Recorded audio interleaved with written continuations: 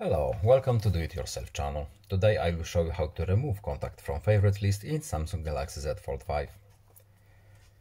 To remove our contact from favorite list, you have to go to the phone book first, and at the top of our contact list we have favorites group.